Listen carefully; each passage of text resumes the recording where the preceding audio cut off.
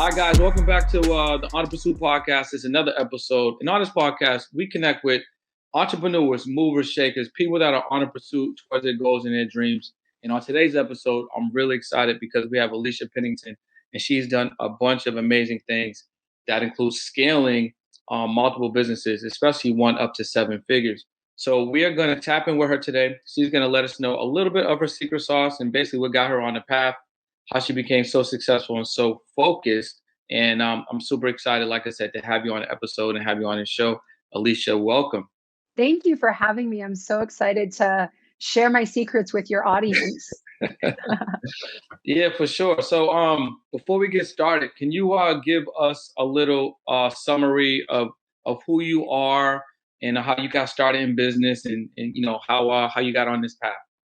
Absolutely. So I'm Alisha Pennington, and I'm a certified athletic trainer. For anybody who doesn't know what that is, it is not a personal trainer. It is not a strength coach. I actually have my degrees in healthcare. I am a allied healthcare professional, and my background is in athletic training. So did my undergrad at Florida State University, go Noles, and I did my master's at Cal State Fullerton.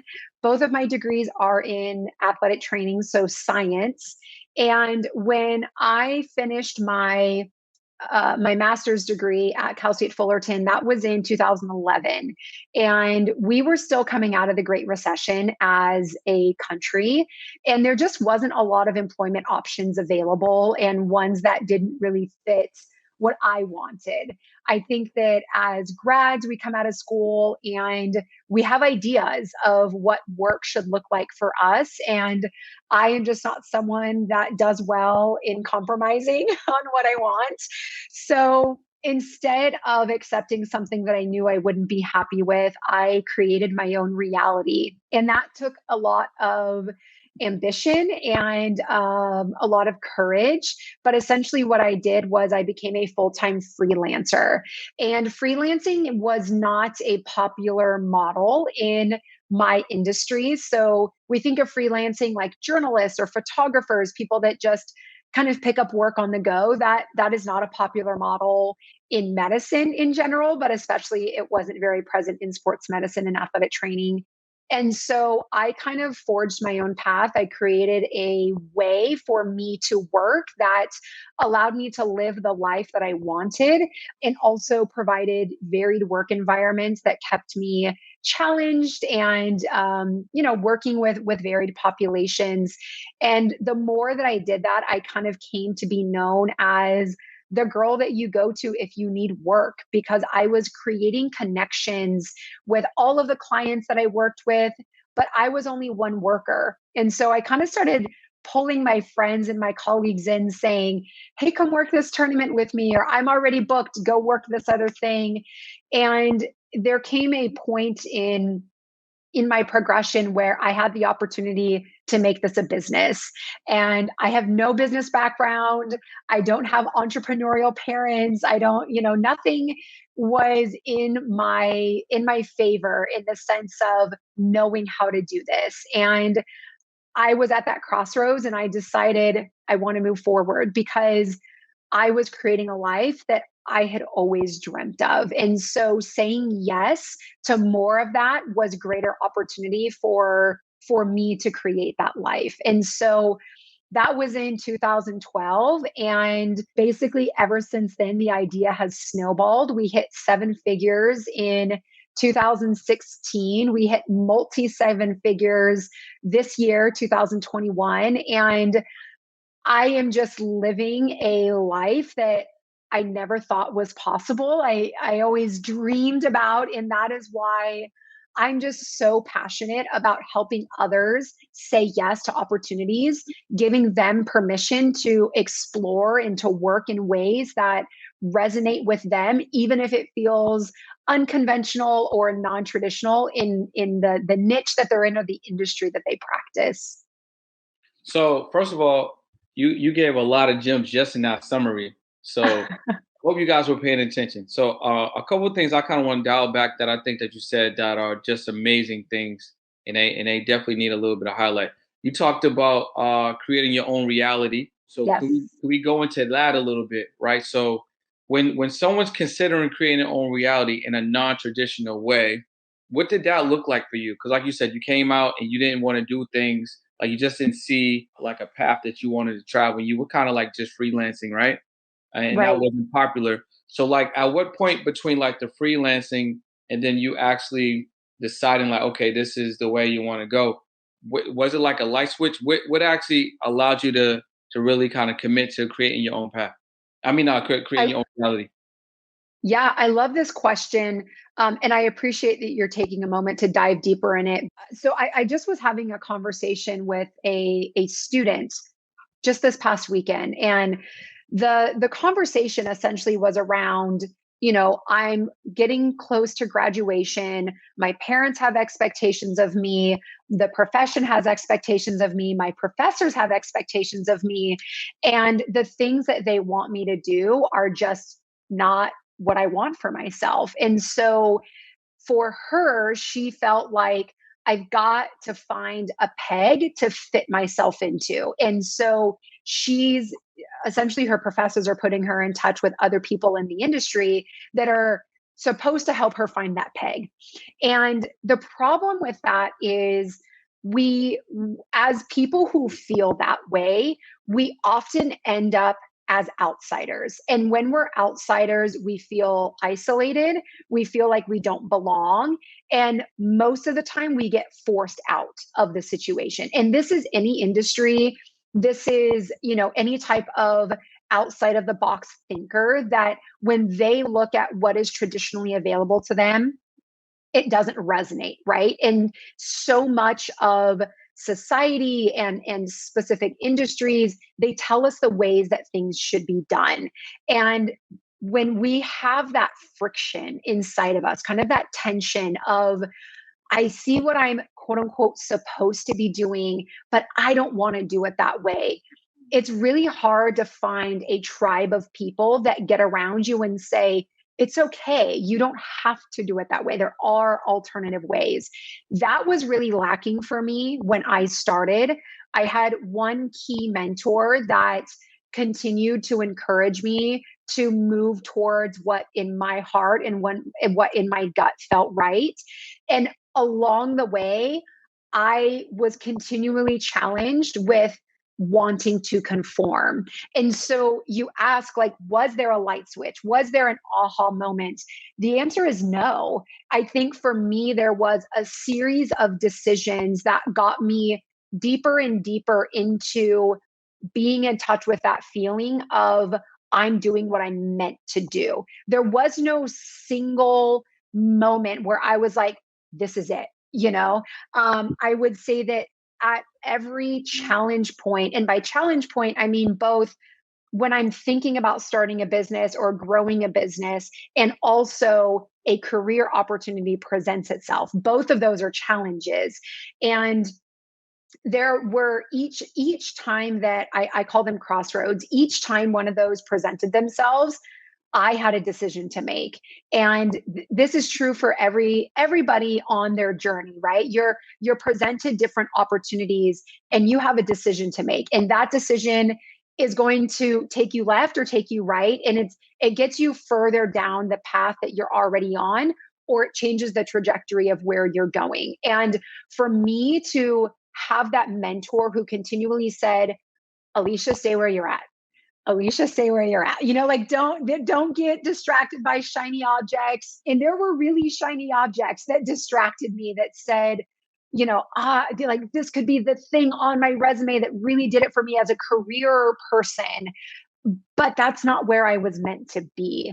And so going along there, I think that staying true to ourselves, and if we can find a tribe of people, or if we can find even just that single person that continues to encourage you towards what it is that you want it to be. And I in my business coaching, I tell everybody, like, start with your why, and you have to have that, because you're going to get distracted. And this is what I told the gal that I was chatting with is, if you know what you want your life to look like, whether that is traveling or, working with a certain population or being available for family or whatever that is, continue to stay true to that no matter what opportunity comes. And that is how you create the life that you want for yourself. So again, you just out here just dropping so many gems. We're only 10 minutes in. This is incredible. So one of the things that I really heard you talk about there was like staying true to yourself. So one of the questions that I have for you is like, as someone is working to staying true to themselves, especially when you're building a business, especially when it seems like you're doing something that's non-traditional and everyone else is doing something traditional, getting a job or whatever, or just kind of staying the course. What were some of the things that you were faced with, like real challenges that you were faced with that, like, because you mentioned these crossroads, that you kind of met these crossroads and you kind of are bridged to go in the other direction? Because for some people, it may be like imposter syndrome. It might be like self-esteem, self-confidence. It could be finances. It could be like, I really need to do something right now because I need a result right now. And even though I feel like what I'm doing might be the thing, but it may be 6 months out. It could be a year out. I don't even know exactly when it's going to work. So what were some of the things that allowed you to stay true to yourself and stay focused on a path to ultimately building the business that your first business?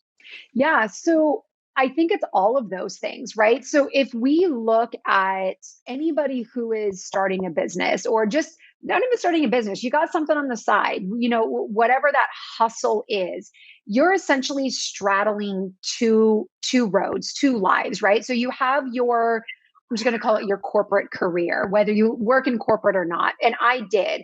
I ended up taking a full-time position in a traditional situation, the 9-to-5 situation, so that financially I could pay for what I was growing in the business, right? So I don't want that to be, I want to be very clear about that I am not a proponent of like bootstrapping, pick yourself up. Like, no, go out there, provide for yourself, do what you need to do to make sure that you're financially safe and stable, and carry this other one on the side as needed. But as you're doing this, you're faced with complications in both realities. So as you're growing the business, as you're starting this side hustle, you've got massive imposter syndrome. It was a roaring reality for me of like, I'm a girl with 2 science degrees. So I was 24 years old. My business was essentially pitching school districts, which means I had to stand in front of old white men that are board members, and I'm pitching, for them to basically purchase sports medicine, so healthcare services from a gal with no business background, a startup. In the very beginning, I really didn't have references. I had professional references, but nobody that I had done business with. And I mean, these contracts that I'm pitching are hundreds of thousands of dollars. And I'm over here like, I can't even say those numbers without, getting bashful. And so, the lack of confidence, the imposter syndrome of I don't belong, I don't know what I'm saying. I didn't have branding, I didn't have key messaging, I didn't have any of it. But what I did have was passion. This person that you're hearing on this podcast, watching this video, this was the same gal that stood in front of people and told them this was a risk management conversation. This was something that they needed to be looking at. And that was where my confidence showed up. That was where you couldn't talk me down. You could not convince me that you didn't need these services, because I was the living, breathing truth of what that was, right? And ever since I was little, like whether it was an interview, whatever it was, you get me in person, I'm going to close the deal, because that's just who I am. That's my personality. So all of that is happening while you're still punching the clock, while you're still showing up. And there's a lot of friction that lives inside of you with, I don't want to be living this life, but it's a necessary evil in order for me to get to where I want to be. Right. And so I'm growing this business. I'm taking meetings while I take sick time, paid time off, whatever it is, so that I can pitch these school districts, these board members. And you have to scale that. For me, I was not willing to leave the income of my regular job until the business could match it. And so you're living this 9 to 5. And for me, that was the means to the end. And I had to continue to look at it in that way. When I was there, I was present, but I wasn't overly present. I wasn't doing more than was asked of me or that was expected of me. I was very focused on having this other thing grow. And when I talk about crossroads, so there was I'll talk about one key opportunity because this was really the one that told me where I should be going. So I was making $10,000 a year working at one of my jobs.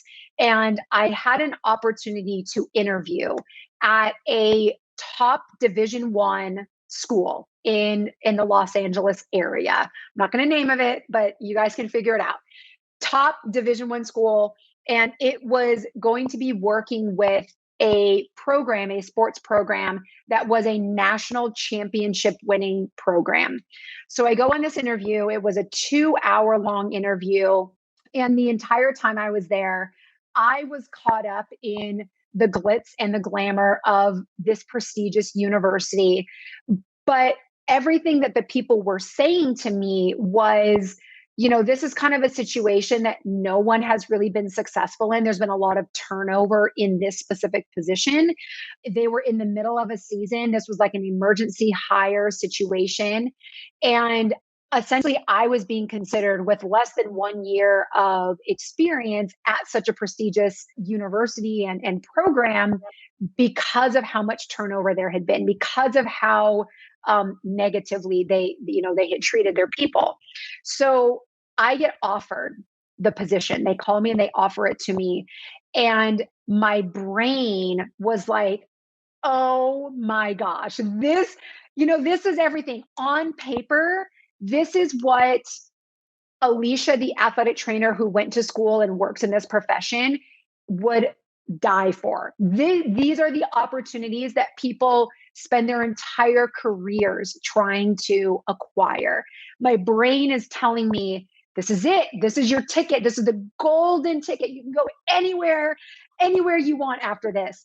And my heart and my gut were saying, run the other direction. Like, this could not be further from what you want for your life. You are going to sell your soul to them.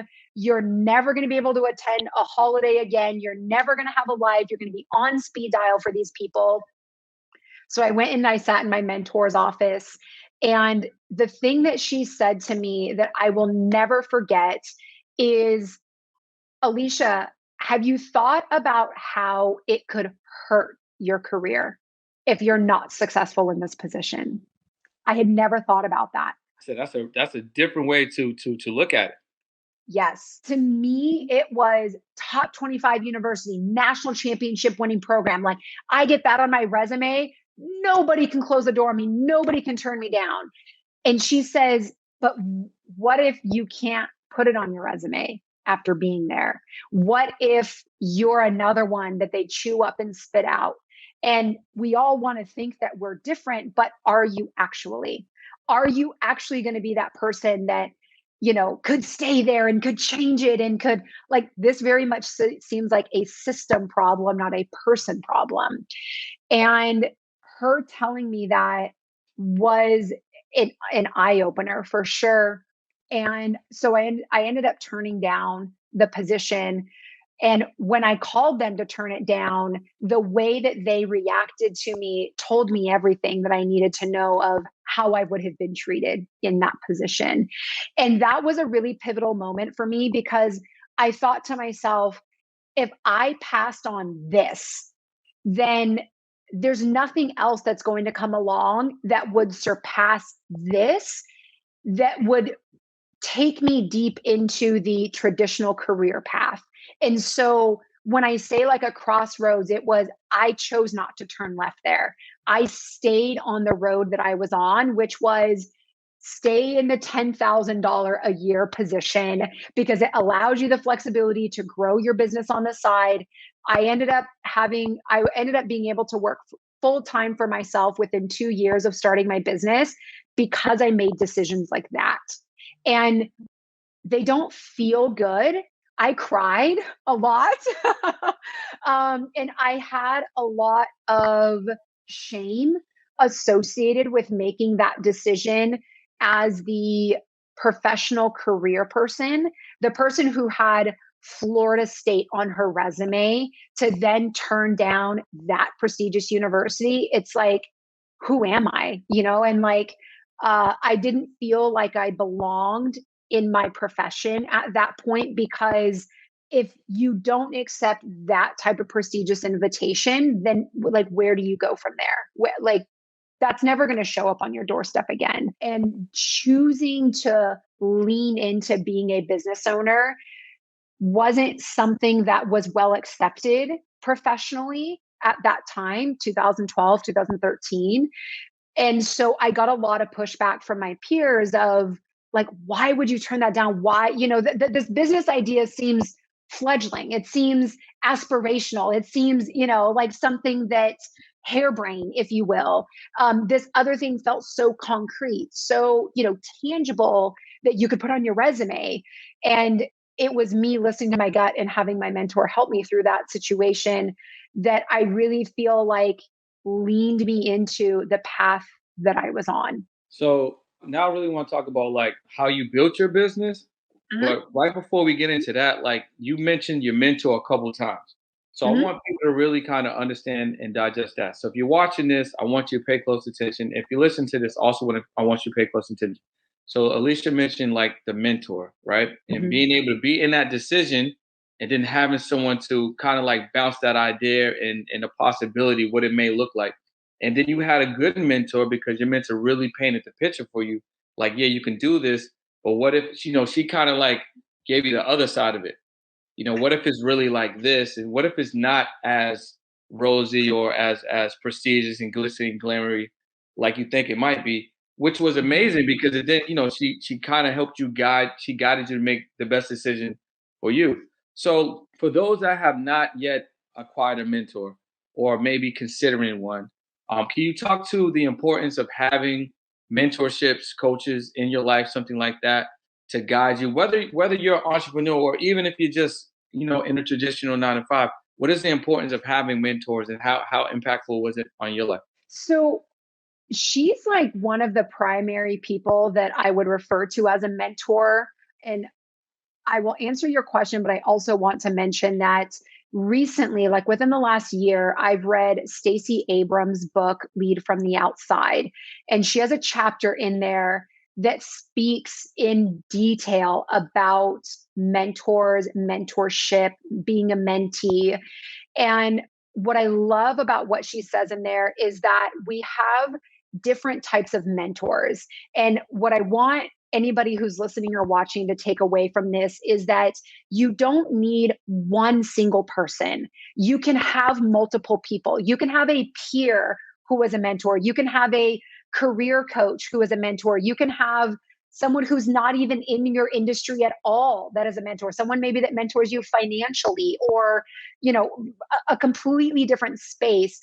I think that the idea of mentorship almost like weighs on people because they think they've got to find this golden egg, Yeah. That is like a single person that ticks all of their boxes. And I want to demystify this idea of mentorship, because it can even just be an ally that you have in your workplace who looks like you or is further along in the career progression of where you want to be.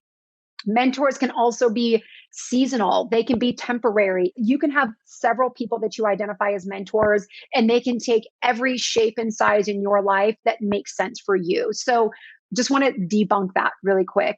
For me, what I encourage people to look for in an initial person that you want to help guide you is someone that shares a similar mentality as you for whatever that aspect of your life is, right? So my mentor at that time, she was not an entrepreneur. She was a seasoned career athletic trainer. And so on the surface, you would think, how could she be someone who mentors me towards what it is that I want when it's not in the same career trajectory as her? What worked well is she had created a life that she wanted. And that was one of her, emboldening statements to everybody who came underneath her is stay true to who you are, listen to your gut, focus on what it is that you want and create that for yourself, whatever it is. And so for her, there wasn't a specific outcome. For her, it was very journey driven. And so having her as someone not only that had, 30 to 40 years of experience and had seen, in that situation, the turnover year over year, every other year, whatever it is, she knew it was going to be a chew me up and spit me out situation. My, doe eyes looking at this, she could bring that knowledge in and say it to me in a way that I needed to hear in that moment. But I think for people that want a mentor or need guidance, and I know, Brendan, you and I both do like career coaching and business coaching. And the thing that I tell people in looking for is find someone who thinks like you, find someone that, they challenge you to go deeper on who you are as a person.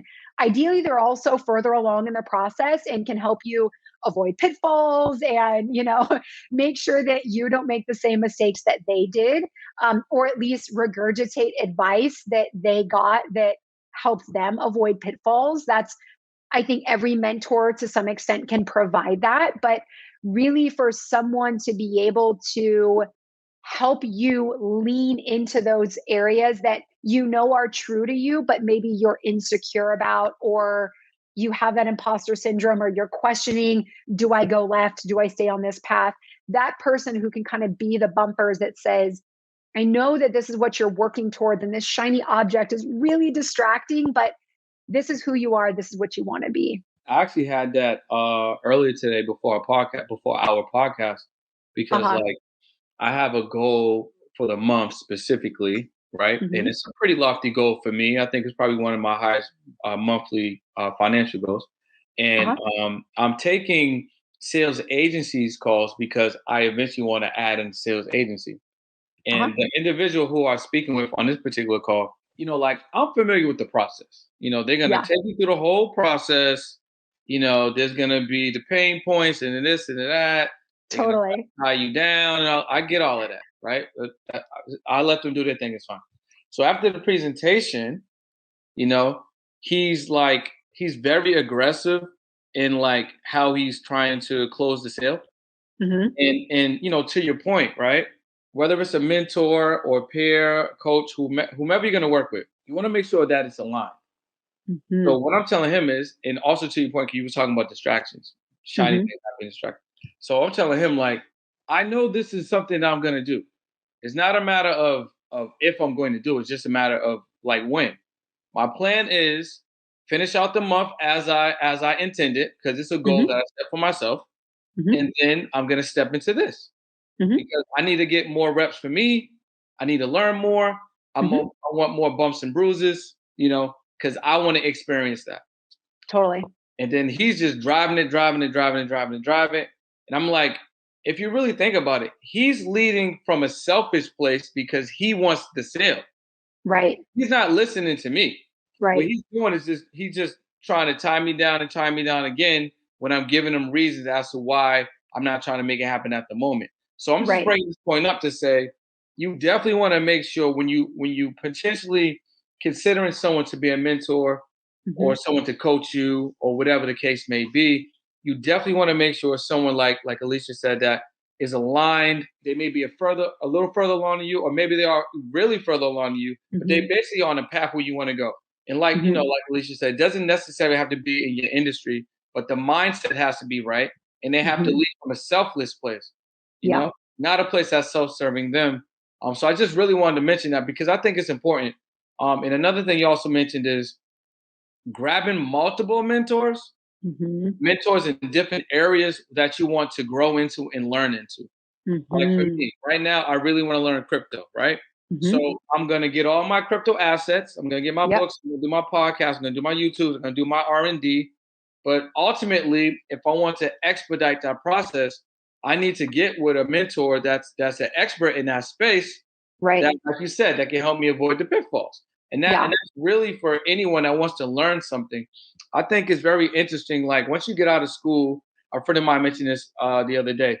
He was like, people seem to like fall into certain things because, you know, high school, college, or whatever, it gives you structure.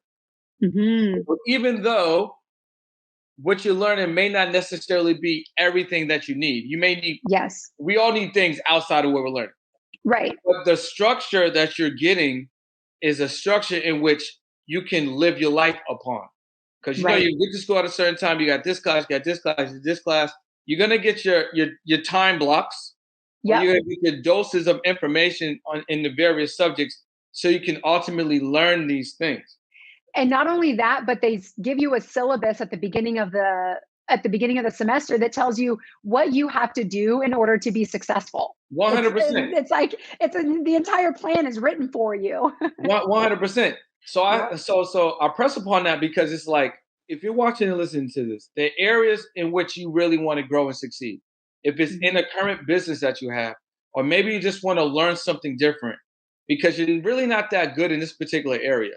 I feel like one of the best things you can do is ensure that you're spending at least a minimum amount of time every day on that particular subject, right? And then ultimately find your way to a coach or expert, but at least get some running rate. Because what I feel like tends to happen, at least when I speak to people, it's like they feel like they can't do something and they only gave one attempt, or they tried for a week, or they tried for a day. They didn't get enough results, so then they're off that. When it's like everything that you're good at, you had to give it enough of a sample size for you to get better at that. And then obviously for you to ultimately become proficient in it. Absolutely. And the people who I feel like bounce in that way, the question I would ask them is like, what is your why? Right? Because if we have a deeper purpose, if we have a deeper meaning that is driving us towards it, right? So let's use your crypto example. If your reason for going into crypto is because you want to retire in 10 years, or because you want to pay off your mom's house, or whatever it is, you have student loan debt that you want to get rid of. Your driving force behind paying off student loan, retiring in 10 years, it will give you the tenacity to get through the frustration of learning something new. But if you don't have that why, if it's just, I want to be rich, I want to buy J's, I don't know, whatever it is. And I'm not saying that that's not somebody's why. It's just that if you haven't done that inner work first to figure out, why am I even pursuing this? Like, what is it that I'm even working towards? Whenever things get hard, because they will get hard, whenever you get distracted, because you will get distracted, you're going to give up on it. And every single time that you give up on that thing, what you put a token in your brain that says, I am not worthy, or I am not enough, or it's not worth pursuing.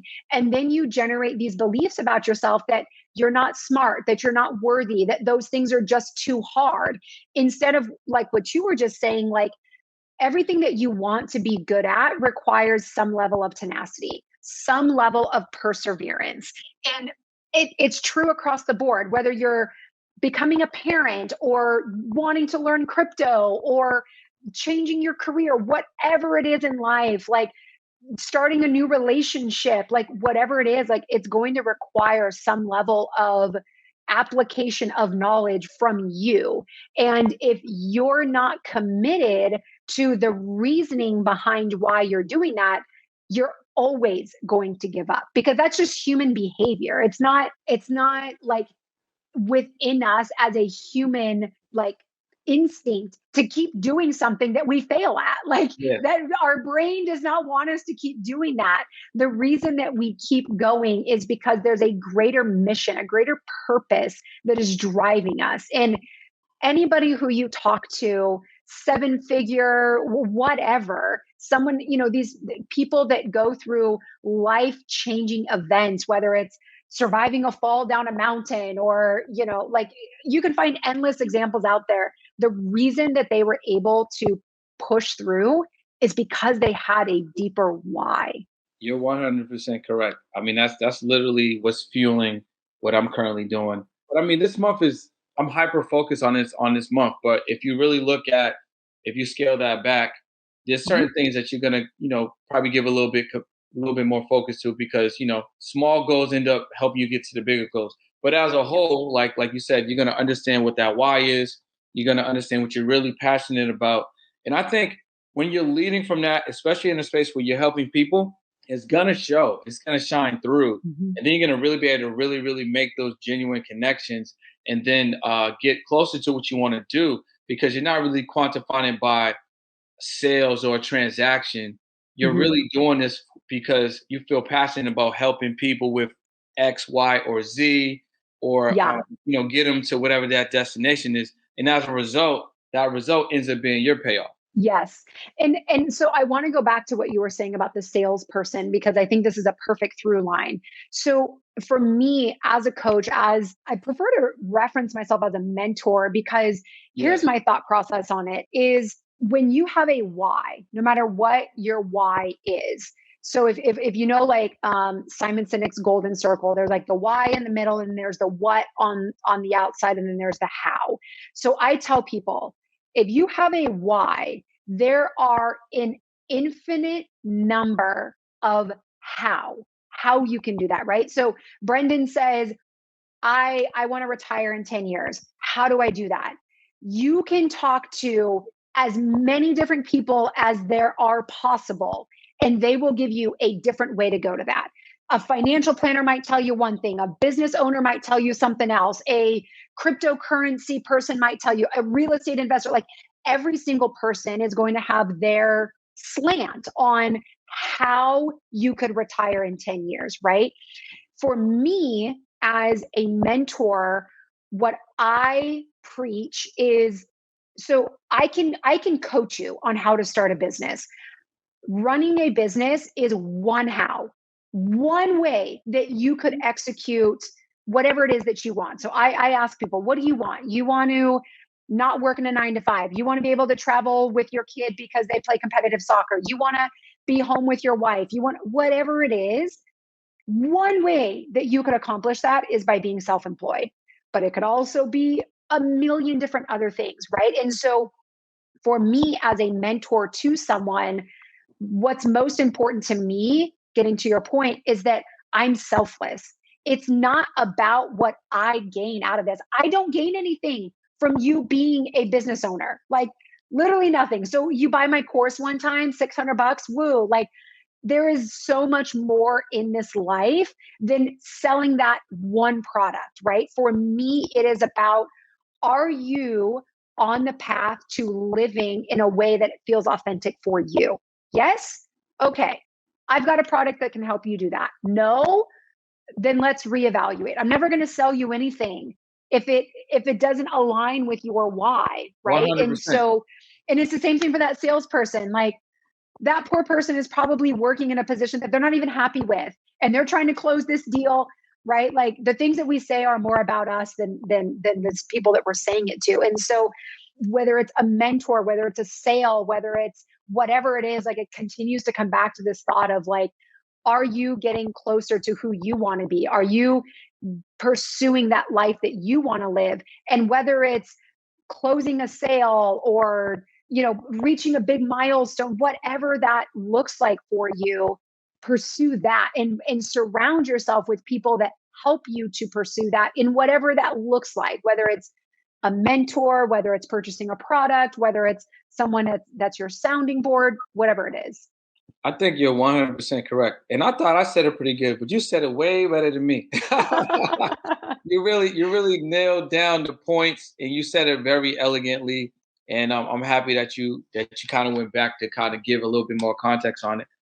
So now I want to speak a little bit about your multi seven figure business, Advantage Athletic Training. Can you please break that down to how you got to that point? Because you're building this thing, and then at some point, you're going to implement some type of systems and processing, Mhm. and then you realize, okay, there's a scalability factor, and just kind of like me, when you look at the numbers, you're like, oh, wait a minute, it's really not that hard for me to get there. It's like Right. this amount times this amount of actions Mhm. this is seven figures. So Totally. when did that happen for you? Like when did you approach that level of seriousness, and then kind of like kick it into gear to get a little bit more focused to get to that goal?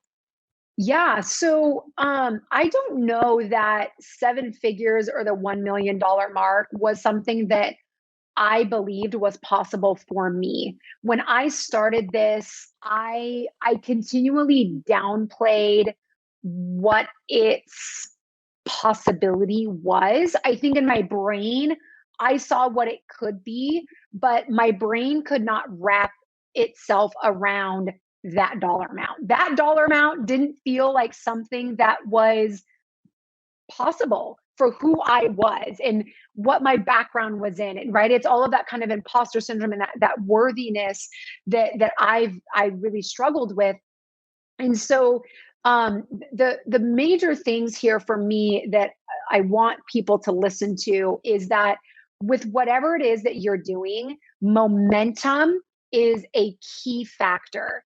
So when things are going well, yes, like keep spinning the wheels, right? So like throw throw more gasoline on that fire when things are going well, right? So for me, what that was, it was a referral network. Like I didn't intentionally set up a strategic, kickback. Who am I going to ask? Like it wasn't anything like that. It was I didn't know how else to tell people what I was doing. So I just would talk to people. I just, the network that I had, I told them what I was doing and asked them if they knew anybody. And this person happened to know that person who knew this person.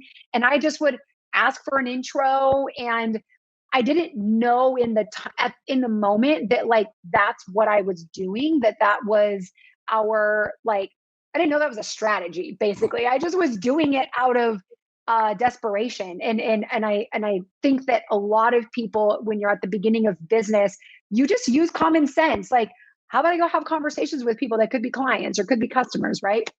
And so when that was working, I thought, let me keep doing that. I did one round of cold outreach where I just blasted emails. It amounted to nothing. And so I was like, well, I'm not going to do that anymore. But when I got one call, I then asked them, which I realize now that I probably shouldn't have done. But when I was in front of one school district board, I asked them, hey, do you guys happen to know anybody else in the area who could benefit from these services?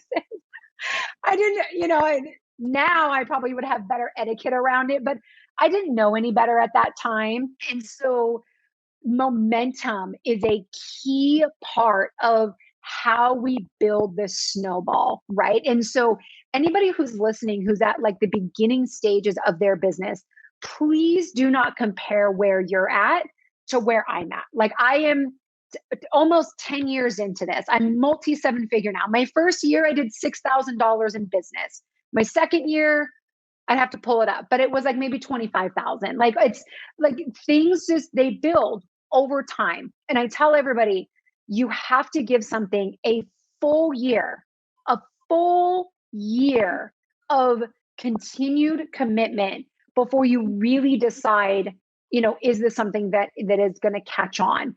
You do it for 3 months, you do it for 8 months. Believe me, I know it's hard. Like that first year to get people to buy in, to really get brand awareness, to get people to pay attention.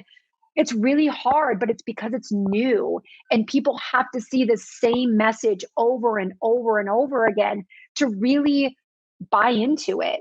And so giving yourself that time to nurture this, in our minds, a year is an eternity. And when we're working on it, like at 6 o'clock after we've come home from the 9 to 5, or at 8 a.m. before we leave for the 9 to 5, like that year is the longest and the hardest. But you start to gain momentum after that. The flywheel starts spinning. And when that flywheel is gaining momentum, like keep pouring into it. Like each of those people who say yes, ask them for a referral. Each of those small tactics that just give you that one conversion, that one sale, look deeper into that. What more can I do there? What did I say? How did I say it? Was I in person? Did I use a different script? Whatever it was.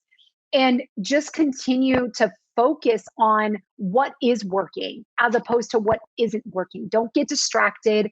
Don't get frustrated with the 90% that isn't going well.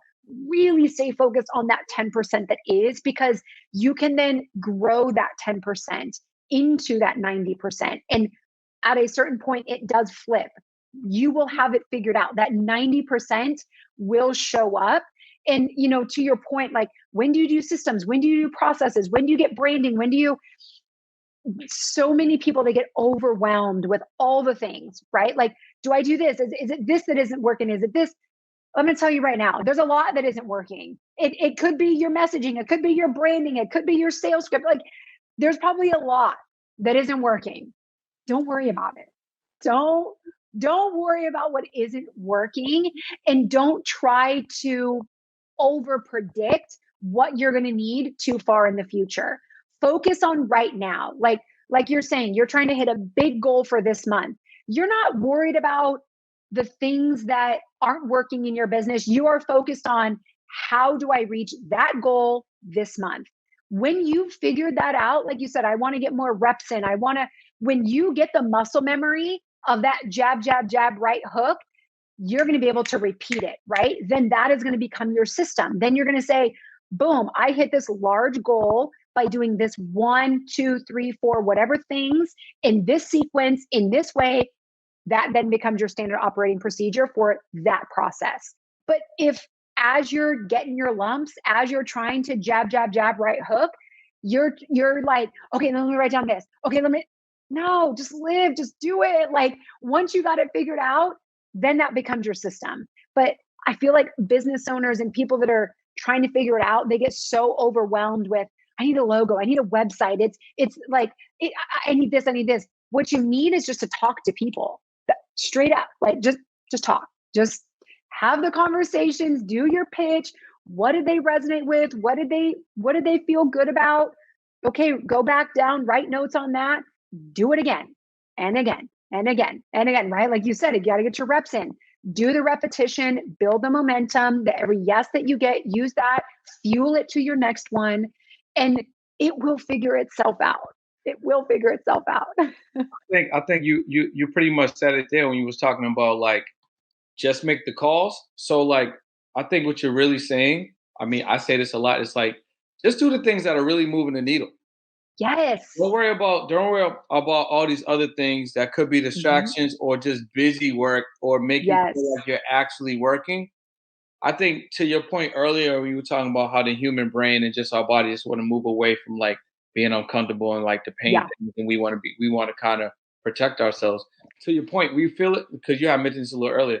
Whatever you're feeling on the inside, that friction for whatever you're thinking about or whatever, may be coming your way, or even if it's something that you need to do during the day, but you feel a little friction on that particular item, to me, that's what you should be doing. So that's your body telling you, like, yeah, you definitely should be doing this. These other things is easy. Maybe you shouldn't do those at all. Maybe you should do those whenever you get to them.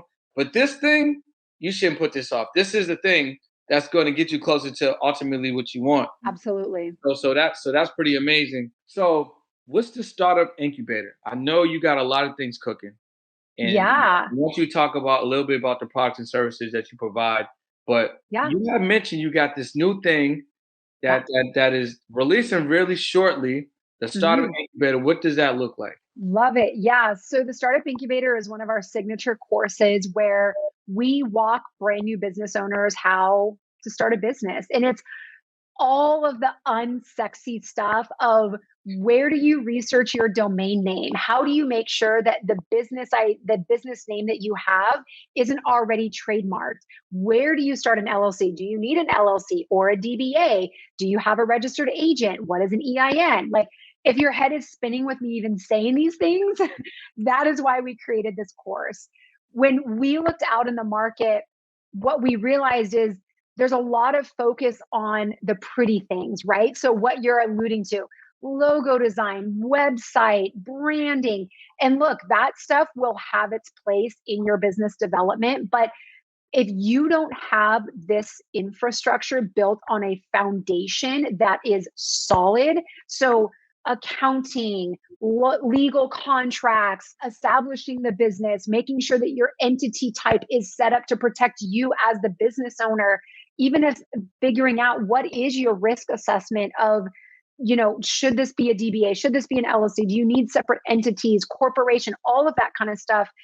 You need to understand that kind of stuff in order to really protect yourself as you navigate and move into this space. So our signature course, we are providing it with some really awesome upcoming elements. There's going to be a live component to it. Typically, it is a self-paced course that you put yourself through. We are going to be showing up, coaching all of our participants for this cohort through it. And if you're thinking that you want to start a business, you love your business idea, and you want to get it started by the end of the year, this is definitely the place to do it. I have some other surprises that are coming out. So you guys will have to follow me and find out those. Or if you're in a place where I think I have a business idea that I really like, but I'm not sure if it's it, we also have a mini course, Business Viability Benchmark, that walks you through how to do market research, how to conduct a competitive analysis, how to identify where you belong in the market. You were saying, what are pain points? What are solutions? Like that sales script that everybody, kind of knows about, but like, how do you write that for yourself? How do you come upon those things in your own business idea? We also have a mini course for that is available. So we're really here, like I've said in this entire episode, to help people get closer to the things that they want to do with and for their life. If starting a business and having that self-employment is an option that you want to pursue, I would be honored to mentor you through that. And yeah, it really is just, like you've kind of said, an opportunity for us to get people towards wherever it is that they want to be. So that startup incubator, I feel like, where were you at like 20 years ago, 10 years ago? I needed that when I started my first. Yes, that's it. You know what I mean? It was what I needed. And when all of the coaches that we talked to, like there's not really a course out there that talks about these things because they're so unsexy, right? Yeah. And we talk about this, like, it's the not so sexy stuff that gets you to the oh so sexy results, right? We all want to be generating income and have a brand and all these things, but like low key, if you don't have a business bank account, if you don't have your QuickBooks set up, if you don't have an EIN, a registered agent, and all of these things happening in the background, like you're not really doing it, right? So like you're just fronting, and most people figured out way too late that they should have done that stuff, because when you start making money, when you start having transactions coming through, and then you realize I have to pay taxes on this, and you try to find someone to help you to get that done, and they want to charge you an exorbitant amount because they have to go back through everything, or you're realizing, oh, I should have just gotten this done to begin with. Every single person who's gone through this, me and you and everybody that I've talked to, it's like, I wish I would have had this bundled the way it is right now, which is why we put it together. Yeah, so you're providing a true service to the people with this product. And if you're watching and listening and you're starting a business, or you have a business and maybe you don't have things in order, like Alisha said, definitely follow with her. Definitely get into this incubator. Definitely take advantage of the value and the services that are in this. Plus, she just told you there's going to be a live component. It's not just do it yourself. So you're gonna have some people there to help you to make sure you got everything buttoned up. Totally. So I definitely want to just say thank you for spending time with us on a podcast. There's so much value that you gave, so many wonderful experiences that you shared. And I know anyone that's watching this or listen to this, they can definitely go back and grab up a bunch of these gems and utilize them ASAP. So I just want to give you another opportunity just to kind of like let people know who you are, where they can get in contact with you and things like that, because I want to make sure that they get in touch with you. Thank you. Yeah. So the easiest place to get in touch with me is on Instagram. I am at It's Alisha MP. So ItsAlishamp.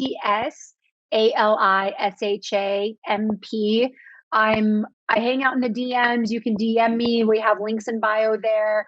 I give away a lot of education and content on my feed there. So would love to connect with anybody.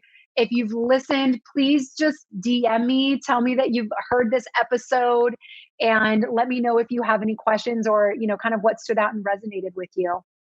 Amazing, amazing. Alisha, thank you again for being on the episode. We're gonna have to bring you back. I feel like we need to bring you back in a couple of months and just let more people know what the growth has been like. And I'm pretty sure you're gonna have more things dropping between Totally.